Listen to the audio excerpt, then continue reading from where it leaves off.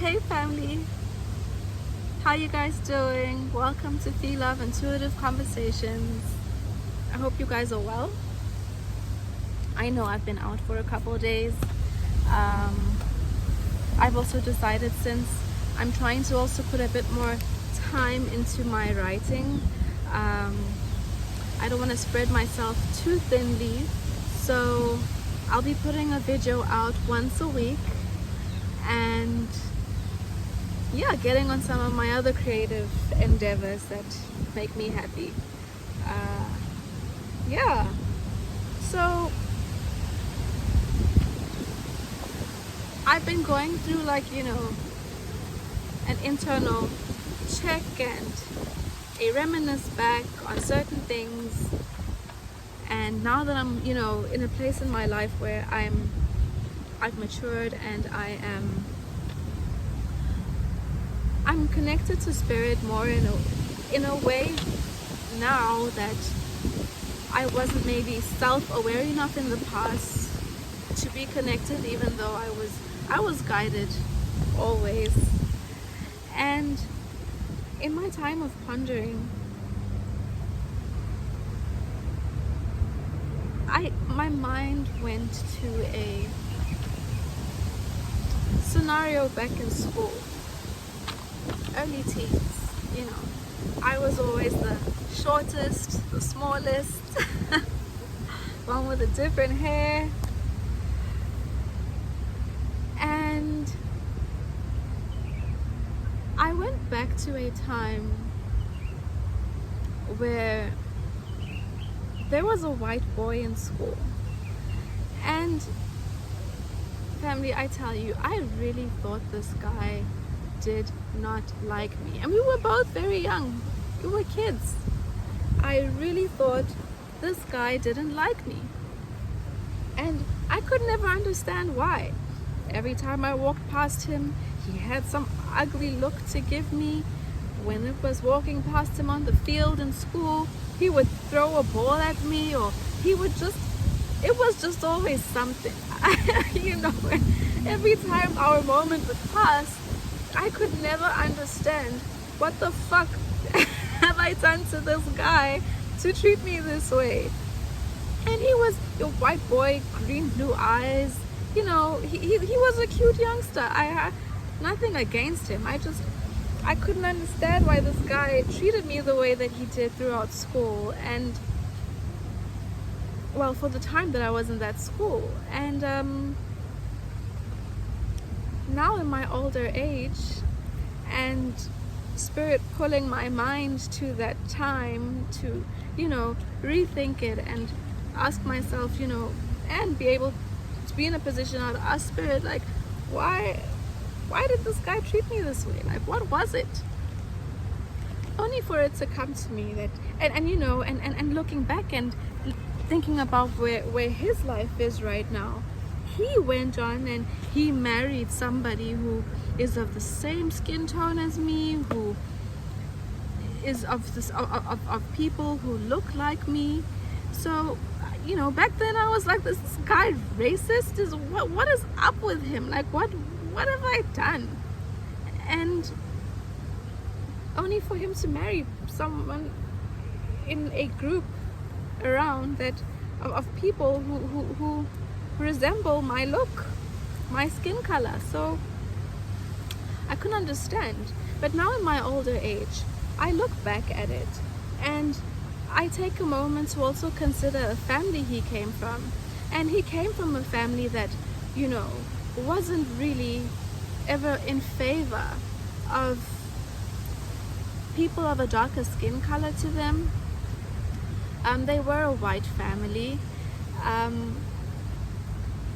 and he was, as a young boy, raised in that, a staunch dad and a mom who also, they had their views, and they came from their own history of a place that supported those kinds of views, and I guess also frowned upon their children mixing with people who were of a different skin tone to them. And they, as a family, also stuck to people who were of their own nature. Cool, it is what it is. So now in my older age, I look back at the whole situation and Spirit lets me know, honey, this guy liked you, okay? He liked you. But because of the family that he came from, because of what he was being raised in, every time he looked at you, he felt shame. He didn't like himself because the boy liked you. But his father, who he probably wanted to appease, his mother, they spoke negatively in their household about people who looked like you. And I guess as a young girl back then, that wasn't anything I could really comprehend or fully understand. And today I think back about him now as a whole grown man and who is married to someone who looks like me. And I can understand now that his heart and his desire, his inner compass was moving him towards those preferences, but it didn't exactly mesh well with where he came from. And he felt shame. He felt shame. He looked at me and he felt disgust and projected that towards me. Today, understandably so, I understand it, I get it. And I guess where I'm going with this is basically, family, let's take a step back and think about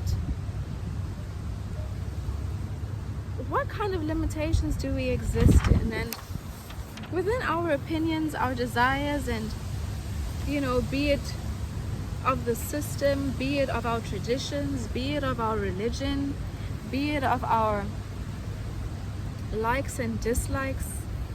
What are you projecting to the children around you, and what are these perceptions, mind frames, indoctrinations, belief systems? Where are they limiting you in your life and holding you back? Where are they stopping you from doing what you want to do? What is your inner compass telling you to do? But when you think about doing it, you feel shame. When you think about doing it, you feel like you won't be accepted by certain or particular people, societies, friends, colleagues, family, church groups, people of your culture, whoever. What are the things within you that you want to move, that your desires are trying to, or your inner compass is trying to guide you towards, but because of these things, these supposed tos, the things of, oh no, we don't do that, or that is of a lower class nature, or that is for the rich, or that is for whatever it might be, okay? Or those kinds of people behave this way. That kind of person comes from that kind of a background. A, B, and C. There are so many things that can exist inside us normally without us even realizing that, what? They're actually causing limitations in my life. Here's a poor boy who wanted to express himself a certain way, who was feeling a certain way towards something, but was made to feel wrong for it. And maybe he wasn't even outright to his face told by his family, don't do that. But the projection, the energy, the conscious, like I spoke about in one of my previous videos, the energy transferal, the conscience of his family, which is strong, that fills the spaces and the rooms that he exists in, all of those things play a role to how we choose to express ourselves in our lives, and what we show the world and what we hide from the world because of what we think someone might, or a judgment something or someone at some point in our lives, or even currently right now, might put on us or has put on us, or a specific situation? Do you feel a certain way towards something, someone, some kind of people, because of how people in your past might have responded to certain issues or groups?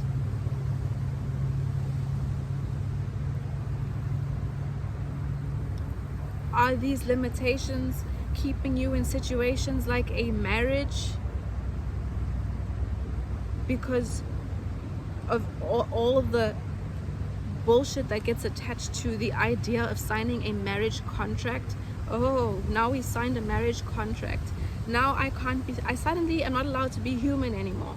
I have to live according to all the rules, the do's and don'ts that come with society and being in this thing called a marriage. I have to now appease and abide to all these things, regardless of whether they're grounded in reality or not, regardless of whether they support the idea of me being a human or not. Because in most cases, once we get into these marriage contracts, suddenly we're not allowed to have a perspective of growing up and growing apart, growing away from somebody. Instead, we suppress all that shit because we're in a marriage contract and it's till death do me part, okay?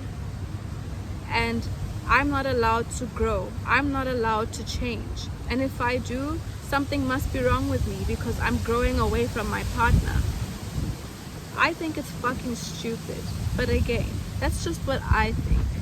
Okay, I believe we're on this earth to grow and to evolve, and that we do live in a system where they make sure at every fucking turn, at every action engagement that we want to make, there is some sort of limitation and some sort of border and some sort of restriction on us being able to live freely and live naturally as human beings, on us and our ability to grow and evolve.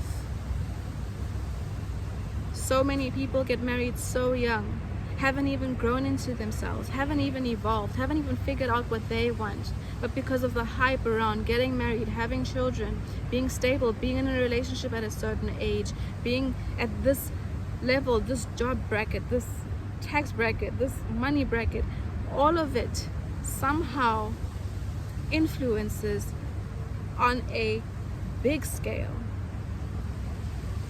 how someone gets to evolve and grow within their lives. And they have so cleverly interwoven shame, self-hate, society looking at you in a certain way of being wrong.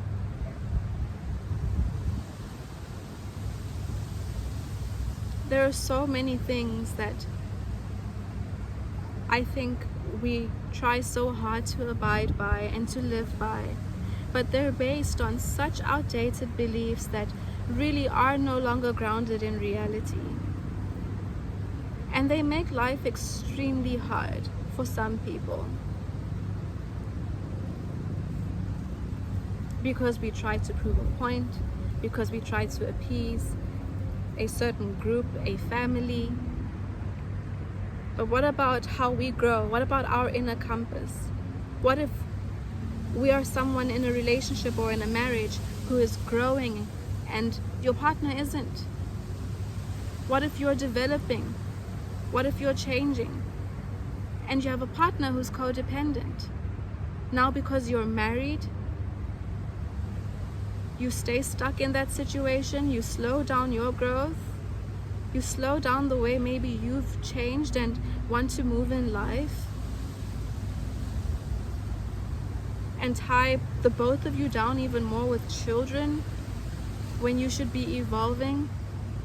And maybe it's in your life soul contract, life path, whatever, whoever calls it. We all have our own belief system when it comes to that, again, okay? But maybe it's it's meant for you to grow and move in a different direction, but you're chained by all these societal norms and beliefs and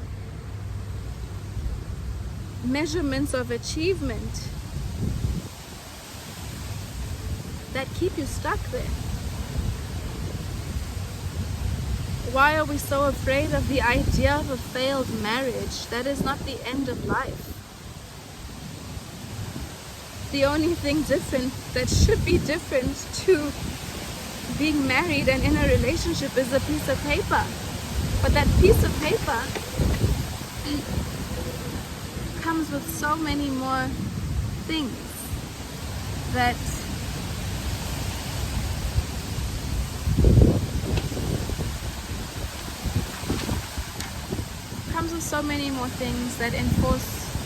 reinforce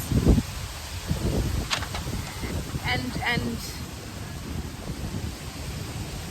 solidify the rules, do's and don'ts that maybe were not present in the beginning. But I feel like I'm digressing. So let me get back on track. That is something else I can get into maybe another time. So yeah, family, like let's step back and think about where our outdated beliefs, the perceptions of others are holding us back, and where we're projecting that as well to other people and making them feel some kind of way for wanting to live and exist the way their own inner compass is guiding them to.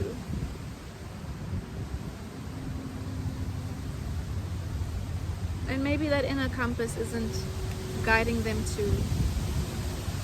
live and exist in a way that seems like is normal and acceptable to society and the systems that we exist in.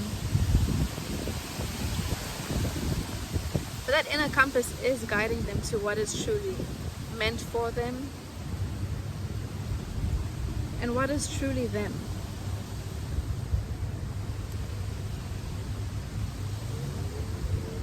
Let's not let our children feel shame and feel wrong and treat their peers around them negatively or a certain way, because as aunts, uncles, parents, we may become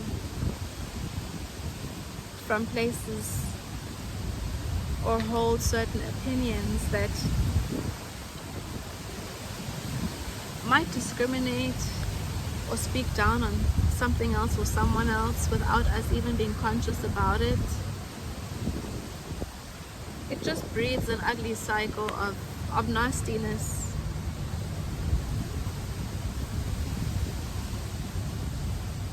And shame where shame doesn't need to be.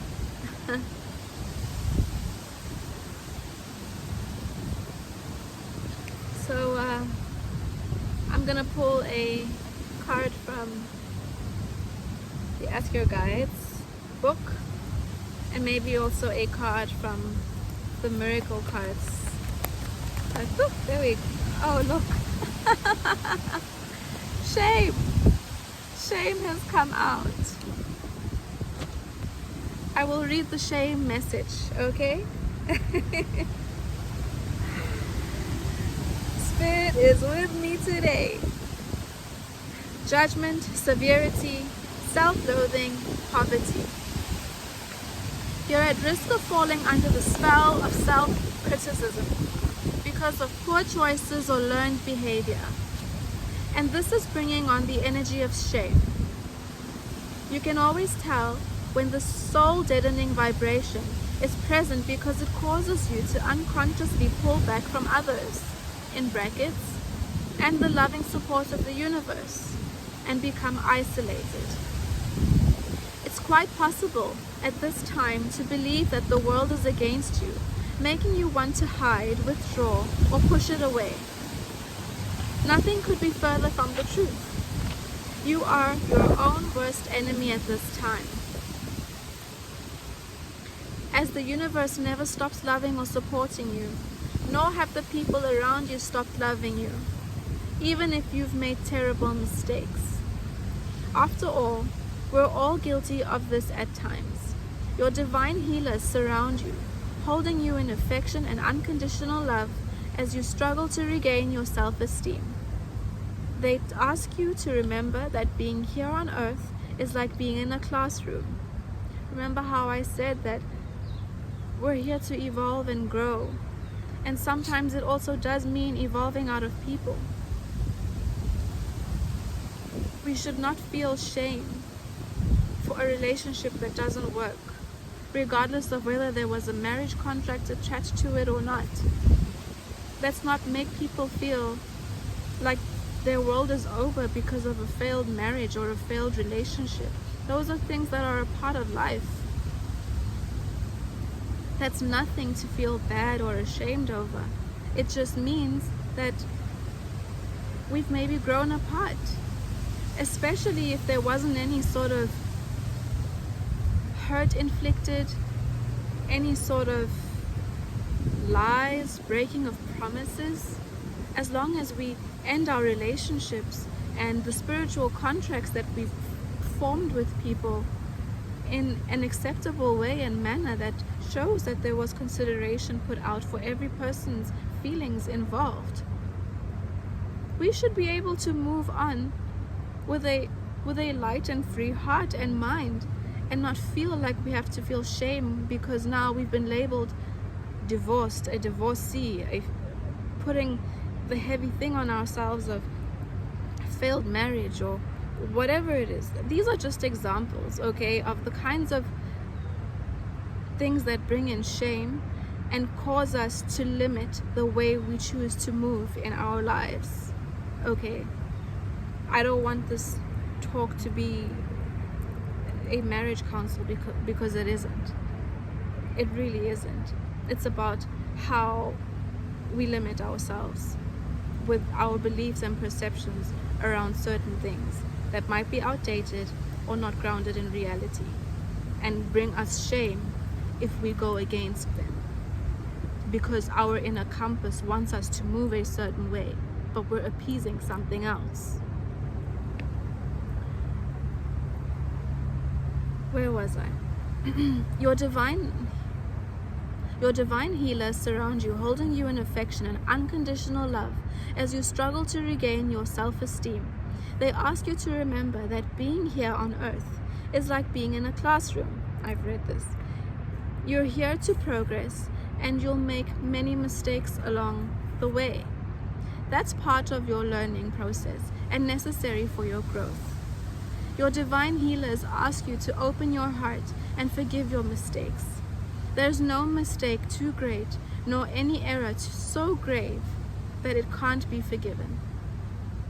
Pray for them to help you rise above your self-criticism and re-enter the flow of the universe.